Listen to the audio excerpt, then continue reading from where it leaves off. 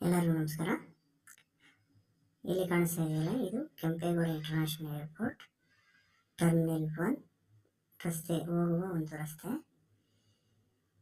ಇಲ್ಲಿ ಯಾರ್ಯಾರು ಹೊಸದಾಗಿ ಬಂದಿರ್ತಾರೋ ಸ್ಟಾಫ್ ಆಗಿರ್ಬೋದು, ಅವರಿಗೆ ಇಲ್ಲಿಂದ ಸಿಟಿಗೆ ಹೋಗೋಕ್ಕೆ ಬಸ್ಸುಗಳ ಸಮಸ್ಯೆ ಇರುತ್ತೆ. ಅದಕ್ಕೋಸ್ಕರ ನಾನು ಸಣ್ಣ ಒಂದು ವಿಡಿಯೋ ತುಮಕೊಂಡಿದ್ದಾಳೆ ಆಗ್ತಾಯಿದ್ದೇನೆ. ಅಂದರೆ ಇಲ್ಲಿ ಕಾಣಿಸ್ತಾ ಇದೆಯಲ್ಲ, ಇದು BMTC ಬಸ್ಸು. ಇದು ಕೆಂಪೇಗೌಡನಿಂದ ಅಂತಾರಾಷ್ಟ್ರೀಯ ವಿಮಾನ ನಿಲ್ದಾಣದಿಂದ ಹೆಬ್ಬಾಳ ಮತ್ತು ಯಲಹಂಕ ಈ ಕಡೆ ಹೊರಗೋಗುತ್ತೆ. ಅಂದರೆ ಸಿಟಿಗೆ ಡ್ರಾಪ್ ಸಿಗುತ್ತೆ.